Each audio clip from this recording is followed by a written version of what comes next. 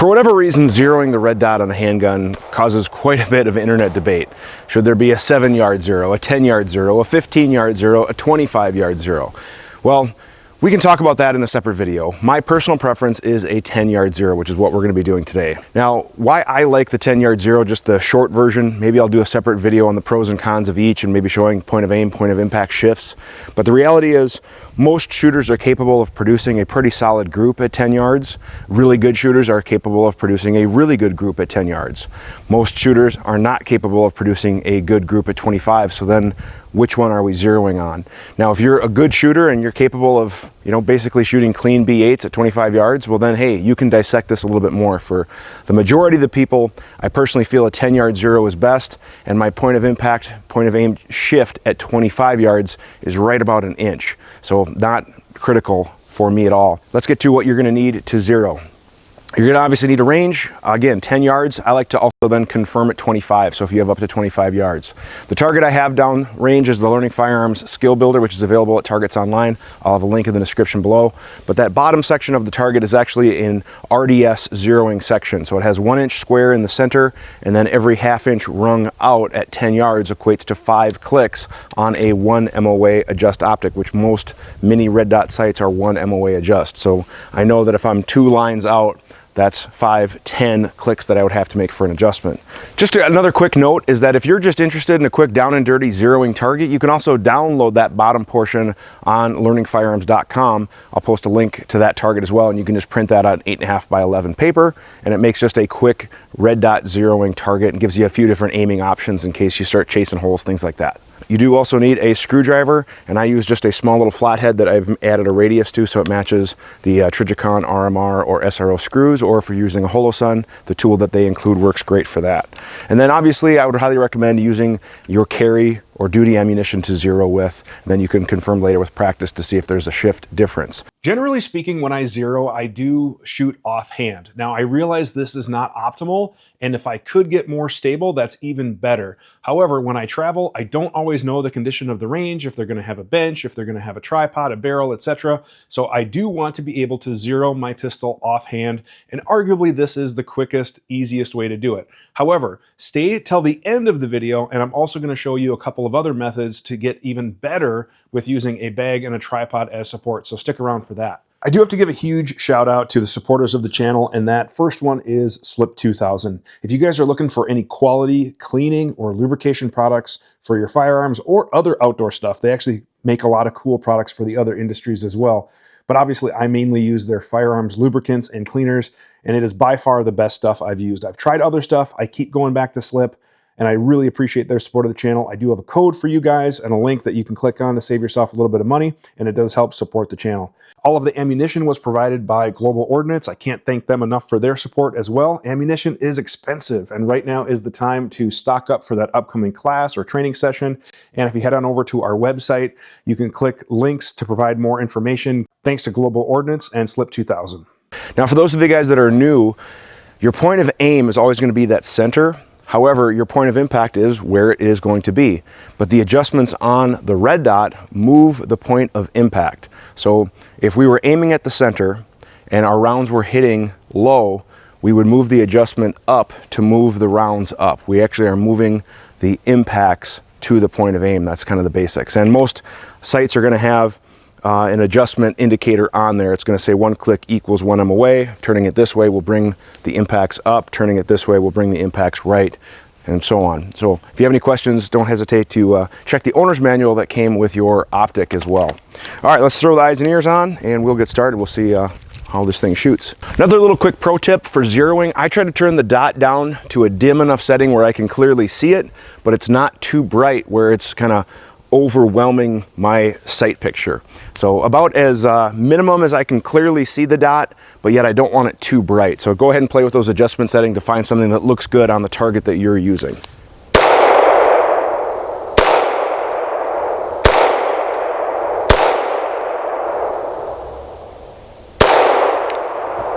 All right, let's go check our hits. All right, so if I take a look at my 5-shot group, and again, this is cold first shots of the day. This one totally felt like I shanked it, but I have 1, 2, 3, 4 here that I'm gonna work with. So I'm gonna try to tighten this up, make a better group, but I know that I'm gonna need to go 5, 10 to the left, and let's just say we'll try about 5 down. So I'm gonna go ahead and make those adjustments.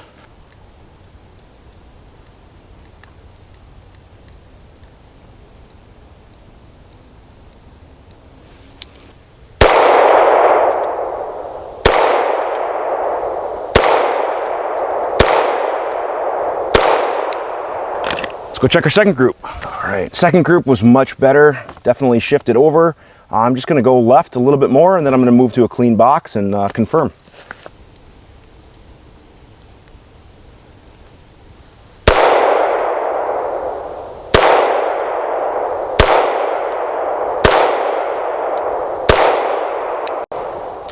All right, I can see the group from here. I'm hitting the 1-inch square in the bottom left, and I also just around it. So I'm just gonna try again. I think I can do a little bit better, but the 0 looks pretty good. I just wanna see if I can tighten up that group just a little bit.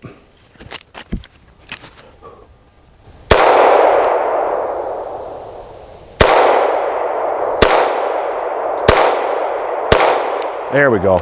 That felt better. Let's go check it out. All right, here was that first group I was telling you guys about. Obviously, I hit my 1-inch square. That's a line break. That's probably a line break, whatever.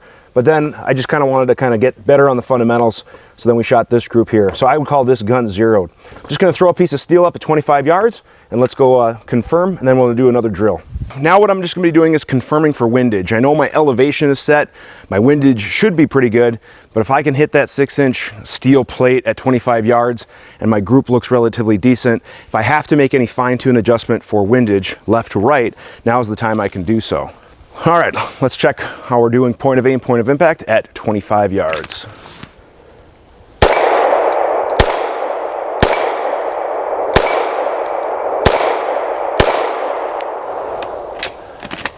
It looks good to me. That was probably some pretty good shooting, so I'm gonna leave it at that.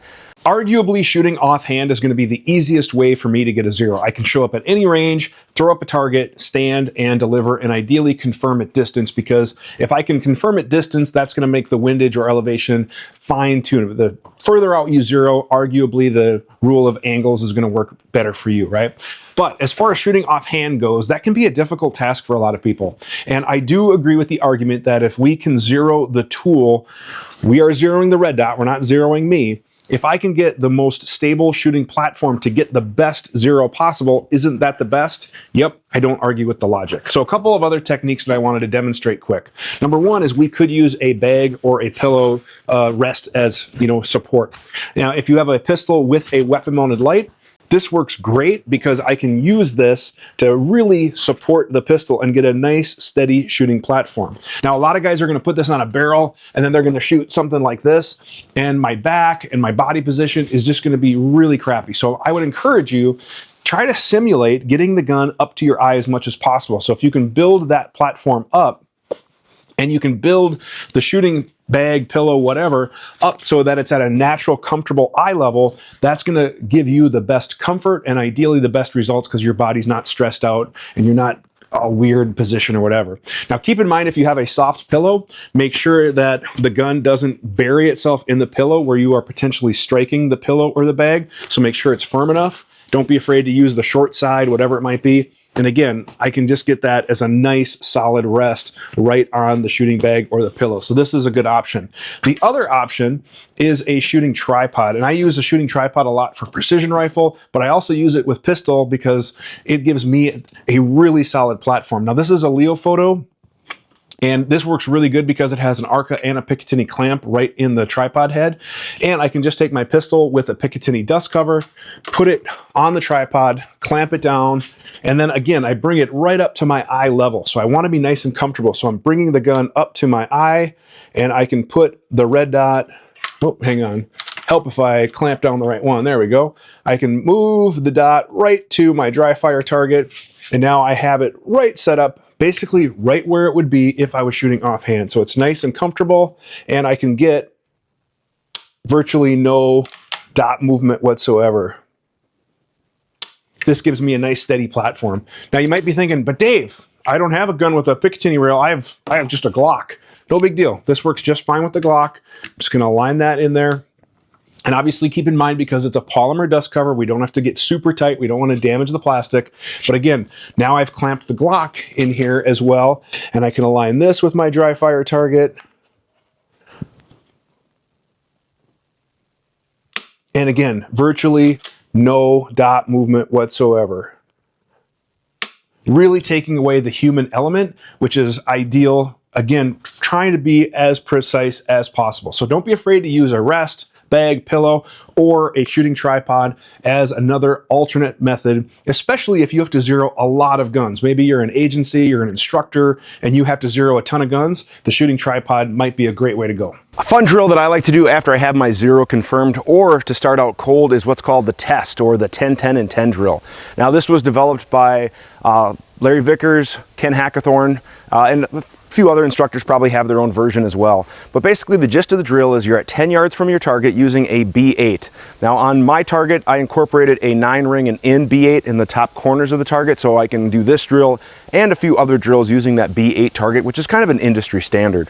But 10 rounds at 10 yards in 10 seconds. Ideally cold, so no warm-up. So yes, I've just zeroed the gun. I know I have a good solid zero, but ideally I like to try to do this cold just to kind of get a benchmark. Now, some instructors will have you do it from a ready position. I personally prefer it from a holster. So I'm using the duty holster. This is the Blackhawk T-Series for the staccato. Some people will do it from concealment, but this is a great benchmark just to kind of get an idea. And if it becomes too easy, you can start to increase the distance. You can start to knock off time. There's different ways you could do it, one-handed, reaction hand, things like that. But a good drill just to kind of get started is the 10, 10, and 10. So let's see how we do.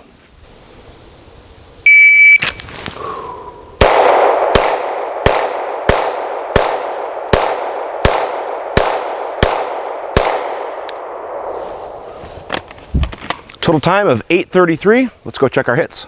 Pretty happy with that. That's going to be a 100.